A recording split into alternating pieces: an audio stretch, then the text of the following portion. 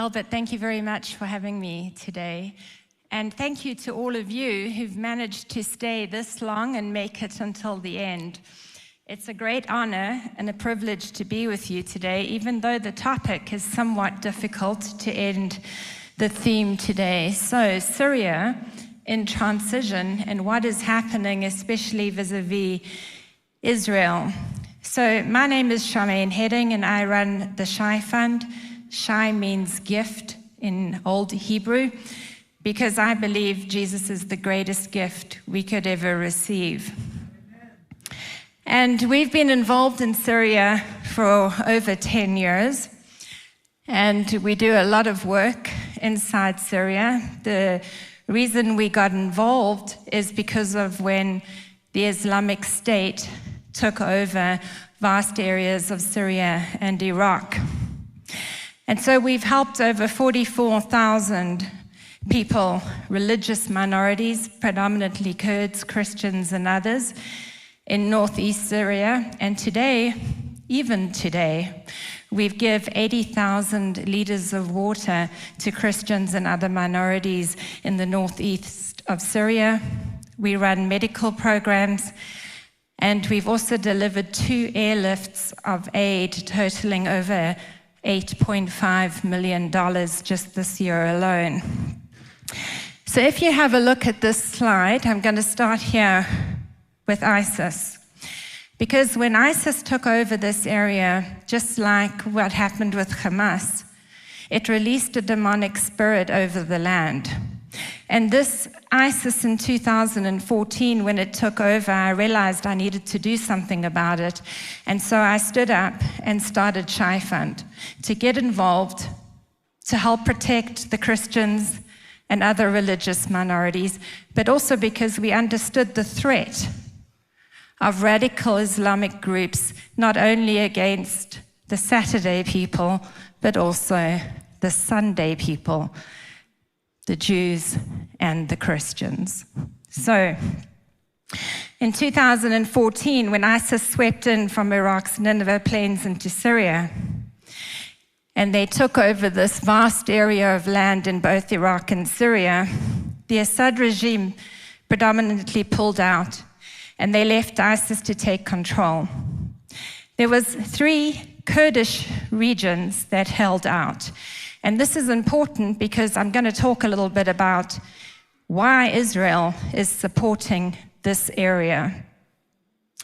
The United States and the coalition partners partnered with the Kurdish YPG, these 3 areas, which are now known as the Syrian Democratic Forces, and they brought together a coalition of Kurds, Arabs, and Assyrian Christians to fight back ISIS and its ideology. So when they say to you, we can't fight Hamas, it's not true.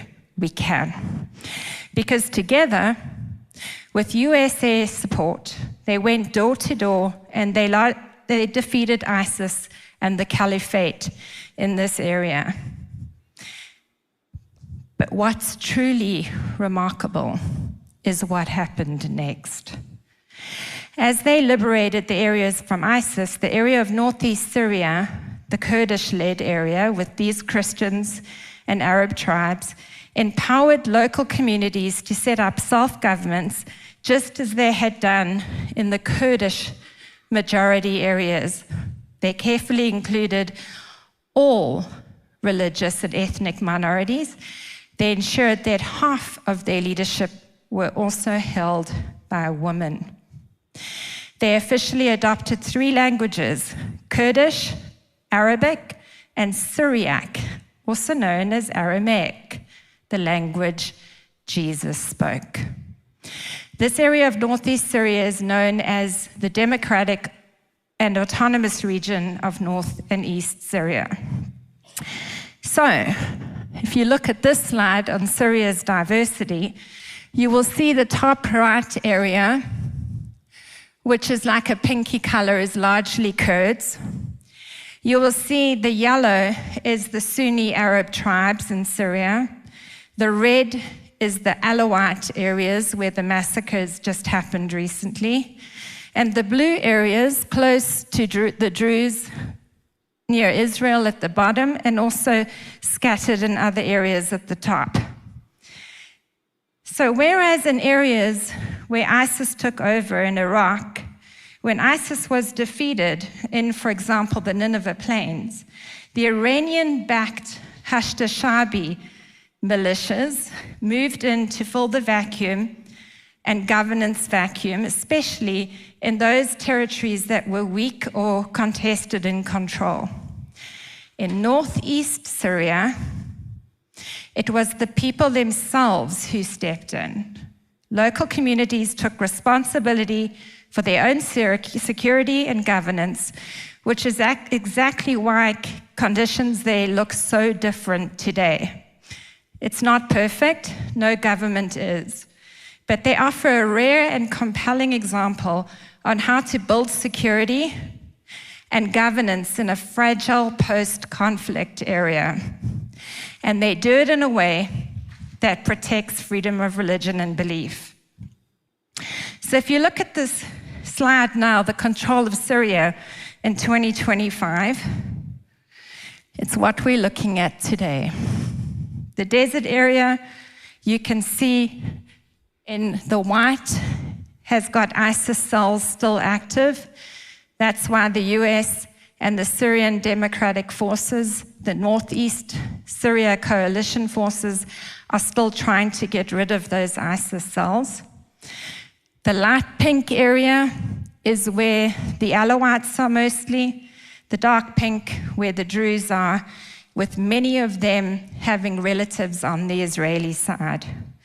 And northeast Syria is in yellow, and the orange is areas that Turkey has taken over and has controlled since 2019.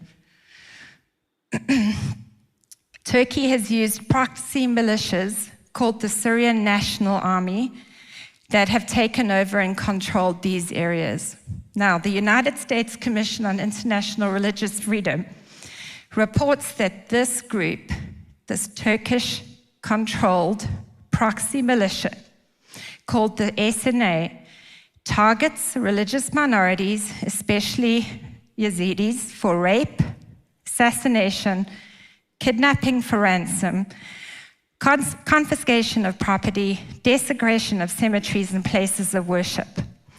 You will notice also in the far left gray area, an area called Idlib. It's the light gray area, which is where Shara or Hayat Tahrir al-Shams came from.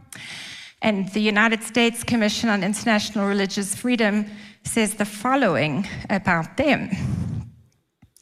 Despite HDS's robust campaign to distance itself from its past massacres, the group's governance in the Northwest advances a Salafi jihadist ideology, disenfranchising Christians and Druze. HDS today in Idlib continues to expropriate property, restrict religious rituals, arrest and detains religious minorities and non-conforming Sunni Muslims, and it imposes religious justified dress codes on women. So what changed? In November last year, everything changed in Syria, largely due to Israel. Israel had a ceasefire with Hezbollah that went into effect on the 27th of November. Immediately, we started watching troop movement coming out of Idlib, and we knew it was the Turkish-backed proxy militia, HDS. They knew very well that Hezbollah had been dramatically diminished by Israel and had accepted a ceasefire. They were therefore sure that Hezbollah would not come and save the Assad regime if the Sunnis attacked, and they did. in a remarkable 12-day campaign coming out of Idlib, the US designated terrorist group HDS captured Syria. They started moving initially through Aleppo, and there I realized that the Christians were panicking. I received urgent calls from their families desperate to evacuate, especially those who had young teenage or university young women in their families. As I worked to understand the situation and to understand if I needed to start evacuating Christians, we realized that other militias had joined the HDS coalition, including a second notorious Turkish-backed Syrian National Army militia, a ridiculous name because it's not anything to do with the National Army.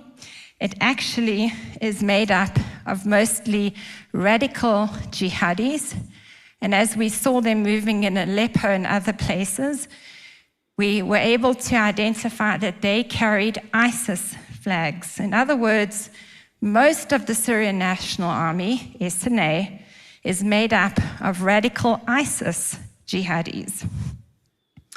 These two main coalitions of Sunni jihadist proxy militias of Turkey would split in Aleppo.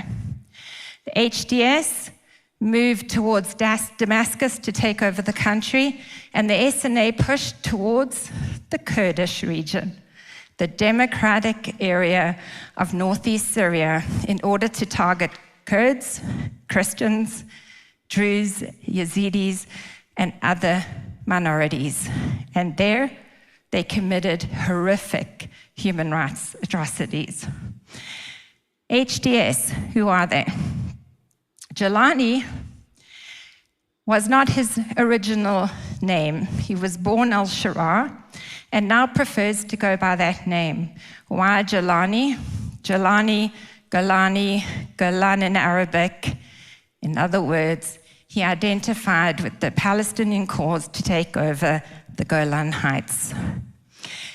After the HDS took control of Damascus in this remarkable 12-day fall of the Assad regime, he changed his name, cut his beard, put on a suit, and became the president of Syria. Although he has been designated a terrorist by the US government with a 10 million bounty on his head, a bounty that has since been quietly removed with no conditions, he immediately met with Christian leaders promising to build an inclusive government. Many have worked with him and describe him as a pragmatist, but he faces a profound challenge. He has promised an Islamic state to his Islamist fighters, including at least 15,000 foreign extremists, a vision fundamentally at odds with the promises he has made to Syria's broader, religiously diverse population. Yet for all of these contradictions, much of Syria and much of the world is hoping he succeeds. Certainly, we will never forget the rejoicing on the streets of Syria as the tyrannical Assad regime fell, or the people that came out of the Assad prisons where they had been left to rot. By March 6, Syria experienced the first wave of horrific violence, including mass killings by the so-called new Syrian government. Security forces came against the Alawite civilians, as well as some Christians, Sunni Arabs, and other residents of Alawite majority neighborhoods on the coastal plains. They started after the pro-Assad insurgents launched an attack on government forces in Latakia and Tartus. In response, the interim government mobilized its forces, comprised of Islamist fighters from HDS and SNA, including foreign fighters, who escalated their actions into retaliatory attacks that turned into large-scale indiscriminate massacres of neighborhoods and villages. Reports are that at least 1,000 have been killed and displaced. The final toll is likely higher because of the mass graves, and unfortunately, the killings continue. While Christians were not particularly targeted, some were killed and many have been threatened. By March 10th, Syria was reeling from the violence on the coastal plains, and Shai rushed to make an agreement with northeast Syria. The agreement outlined many points that were significant, the main point being that the deal did not require blind trust. It remains conditional, allowing either side to withdraw if negotiations break down. By March 13th, the Constitution was announced, and the diverse communities of northeast Syria were deeply disappointed by the release of the new Syrian Constitution, as were other religious ethnic components of Syria like the Druze. Instead of chartering a new path, the document mirrored the old constitution. It retained the name Syrian Arab Republic. The religion of the president has to be Islam. And while freedom of belief is protected, it declared Islamic jurisprudence the principal source of legislation. It established a new People's Assembly in which 1/3 of the members were directly appointed by the president, while the remaining 2/3 are selected by a committee that he appoints. Many residents expressed concerns over his Islamist history, but also now his authoritarian one. By March 29th, he had announced 23 ministers. The Christian leaders had been promised they would be pleasantly surprised by how colorful and inclusive it was, but the reality was disappointing. Their governments included 1 Christian, 1 Kurd, and 1 Druze, none from the political parties, and the woman was also a Christian, double tick. And while many of the ministers were seasoned professionals, the most important and powerful remained in the hands of former officials from the US-sanctioned HDS. The SNA, if we can look at their key points quickly, is also a US-designated terrorist organization. And as I said before, they immediately started attacking northeast Syria to break down this democratic model that the Kurdish-led coalition had built in order to put in a radical Islamist agenda. So, how does Israel feature? Well, it was remarkable what happened. The Kurdish-Israeli relations, if you can put the slide on the Kurdish-Israeli relations, Foreign Minister Gideon Sa'ar of Israel immediately went out on social media and started promoting the northeast Syria and the protection of all of the religious components of Syria. At the same time, there was this almost stunning revelation from the co-chair of the Foreign Relations Department of Northeast Syria, Ilham Ahmed, who acts as their foreign minister, and she announced that she is communicating with Israel, and she's been speaking with Gideon Sa'ar on the phone. She also said the following: "The crisis of the Middle East requires that everyone understand that without Israel and the Jewish people playing a role, a democratic solution for the region will never happen." Sa'ar also called for the protection of Christians and Druze and other minorities, and it was a remarkable breakthrough in relations between northeast Syria and Israel. Enter Turkey.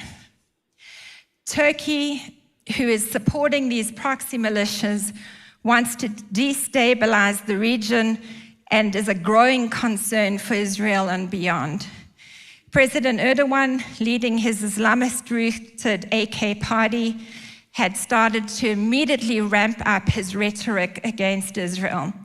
He's called on Islamic nations to form an alliance against what he terms Israeli expansionism.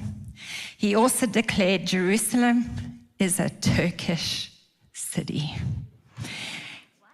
and promoted the idea that Turkey, and I quote, is greater than its borders, reflecting his neo-Ottoman expansionist ambitions. Turkey supports radical groups in Syria, both the SNA and HDS. These groups engage in hybrid warfare, gaining strategic depth in Syria and beyond. He has a policy of land grab, and you can see this picture. This is a very important picture. It's a so-called buffer zone where Turkey wants to have demographic engineering to remove religious minorities, mostly Christians. Every square block on that top buffer zone area that Turkey wants are Christian villages that have survived the 1915 genocide.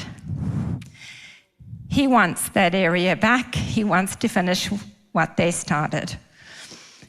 He wants to bring in his own people and change the nature of northeast Syria, just like he's done in Artsakh next to Armenia.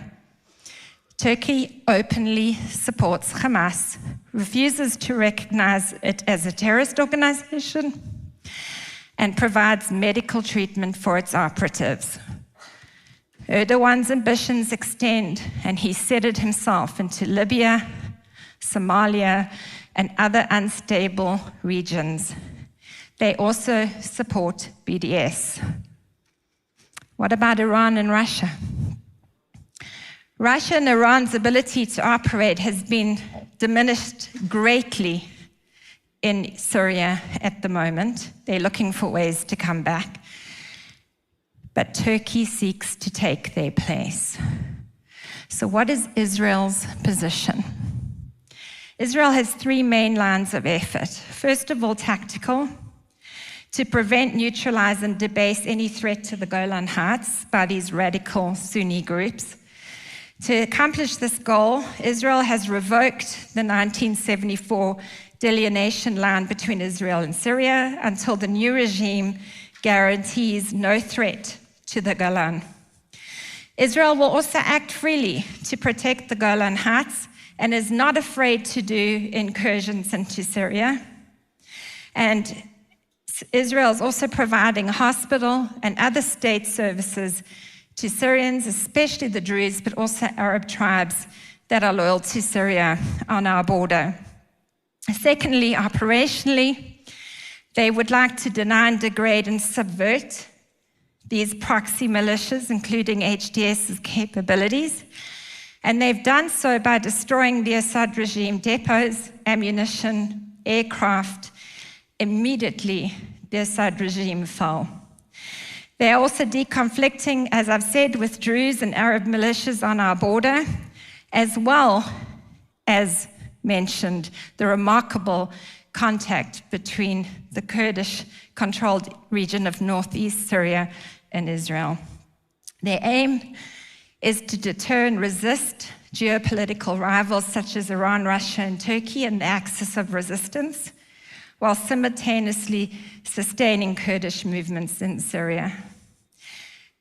Here's an important one for all of you Americans here. Israel's position has also been to back-channel US foreign policy for US troops to remain in northeast Syria as a stabilizing force and to keep peace in the region.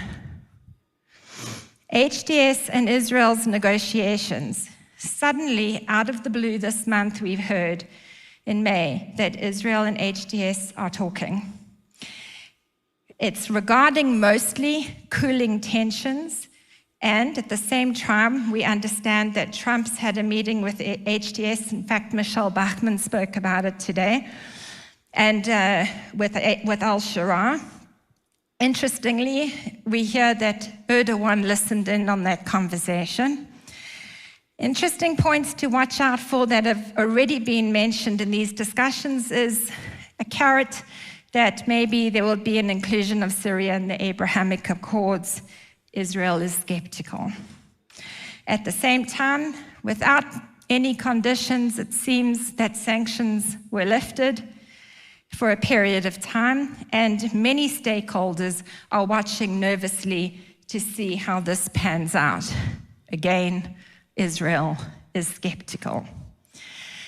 Israel's desired end state, she's at the moment wielding both hard and soft power to accomplish 3 goals.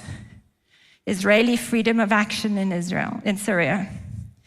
They make sure that HDS or its Sunni coalition, which includes Turkey, understands that any action against Israel will result in a blow for blow, while still operating below the threshold of full-scale war. And 3, which they've been very strong about, is supporting the religious components of Syria, such as the Druze in the south near the Golan, the northeast, which consists of the Kurdish Christian areas, and all religious components of Syria. And Gideon Saar has been very straight about this. Syria stands at a critical crossroads, one that holds both promise and peril for its people, for regional stability, and for Israel. After decades of civil war, authoritarianism, foreign influence, and a narrow but urgent opportunity remains to support a future rooted in pluralism and inclusion. The greatest opportunity lies in preserving and integrating what has worked in northeast Syria and what Israel is supporting, which is an inclusive, locally led governance that respects the country's religious and ethnic diversity, including freedom of religion. This model could serve as a foundation for rebuilding a unified Syria for Israel, as well as the Druze and the Kurdish-led administration, a decentralized Syria that guarantees minority protections, offers a vital buffer against both Iranian and Turkish-backed Islamist expansionism. The threat is real. A return to a centralized authoritarian rule, especially one shaped by Turkish-backed Islamist factions like HDS and Israel, would entrench instability. Continued repression and sectarian targeting will drive further fragmentation, radicalization, and regional insecurity. Israel faces particular concern if Turkey's influence grows through its proxies and deepens control over Syria's emerging leadership, or if Iran maintains strategic corridors in the country's south. We, as the international community, must not give Syria's new government a free pass. Any engagement must be tied to clear benchmarks: the protection of minorities, decentralization, religious freedom, and an end to political violence. Without accountability and meaningful reform, international recognition risks enabling another cycle of oppression. This is a pivotal choice. The West and its allies must stand with forces that reflect shared values, like Israel is doing: inclusive governance, religious freedom, gender equality, long-term stability, because the future of Syria and the security of this region depends on it. So pray for peace in Syria, that all components of Syria will have a voice in the constitution, that this constitution would be able to be rewritten, and that there are those of us that are working to put pressure on governments to try and force Syria to rewrite the constitution. Pray especially for us, the international community, that we will have the wisdom to impact Syria at this critical time. Thank you.